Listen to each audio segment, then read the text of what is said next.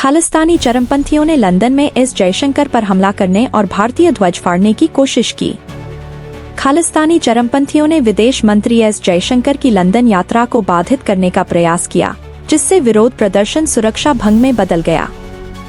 जब वे Chatham house से निकल रहे थे तो एक व्यक्ति उनकी कार की ओर दौड़ा और पुलिस अधिकारियों के सामने भारतीय ध्वज फाड़ दिया। खालिस्तानी चरमपंथियों ने लंदन में एस जयशंकर की यात्रा को बाधित करने का प्रयास किया। प्रदर्शनकारी ने जयशंकर की कार के पास भारतीय ध्वज फाड़ दिया। पुलिस ने हस्तक्षेप किया। चैथम हाउस के बाहर खालिस्तानी नारे और झंडे देखे गए। खालिस्तानी चरमपंथियों के एक समूह ने लंदन में भारत के विदेश मंत्री एस जयशंकर की यात्रा को बाधित करने का प्रयास किया, जिससे विरोध प्रदर्शन सुरक्षा भंग में बदल गया। जब जयशंकर चर्चा के बाद चैथम हाउस स्थल से निकल रहे थे तो एक व्यक्ति उनकी कार की ओर दौड़ा और पुलिस अधिकारियों के सामने भारतीय राष्ट्रीय ध्वज फाड़ दिया। घटना का एक वीडियो, जो अब ऑनलाइन प्रसारित हो रहा है, में दिखाया गया है कि व्यक्ति आक्रामक तरीके से मंत्री के काफिले की ओर भाग रहा है, जबकि अधिकारी शुरू में कार्रवाई करने में हिचकिचा रहे थे। प्रदर्शनकारी को तिरंगा फाड़ते हुए देखा जा सकता है, जबकि अन्य लोग नारे लगा रहे हैं।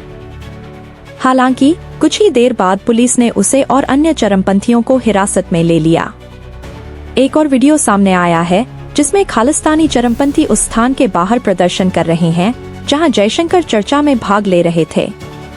फुटेज में उन्हें झंडे लहराते और खालिस्तानी समर्थक नारे लगाते हुए देखा जा सकता है। यह घटना विदेश मंत्री एस जयशंकर की 4 से 9 मार्च तक ब्रिटेन की आधिकारिक यात्रा के दौरान हुई। इससे पहले जयशंकर ने ब्रिटेन के विदेश सचिव डेविड लैमी के साथ चेवनिंग हाउस में व्यापक चर्चा की, जिसमें रणनीतिक समन्वय, राजनीतिक सहयोग, व्यापार वार्ता, शिक्षा, प्रौद्योगिकी, गतिशीलता और लोगों के बीच आदान प्रदान सहित कई द्विपक्षीय मुद्दों पर चर्चा की गई। चैथम हाउस में चर्चा के दौरान एस जयशंकर से पूछा गया कि क्या प्रधानमंत्री नरेंद्र मोदी पाकिस्तान के साथ कश्मीर मुद्दे को सुलझाने के लिए शांति स्थापित करने के लिए पूर्व अमेरिकी राष्ट्रपति डोनाल्ड ट्रंप के उत्साह का लाभ उठा सकते हैं। जयशंकर ने तीसरे पक्ष के हस्तक्षेप की किसी भी आवश्यकता को खारिज करते हुए भारत के दृष्टिकोण का दृढ़ता से बचाव किया। उन्होंने कहा कि भारत ने स्थिति को संबोधित करने के लिए पहले ही निर्णायक कदम उठाए हैं, जिसमें अनुच्छेद 370 को निरस्त करना, क्षेत्र में आर्थिक विकास और उच्च मतदान वाले चुनाव शामिल हैं।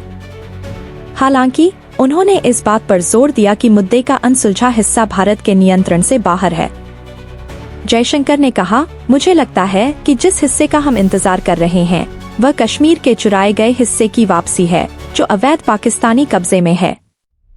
जब यह हो जाएगा तो मैं आपको आश्वासन देता हूं कि कश्मीर का समाधान हो जाएगा।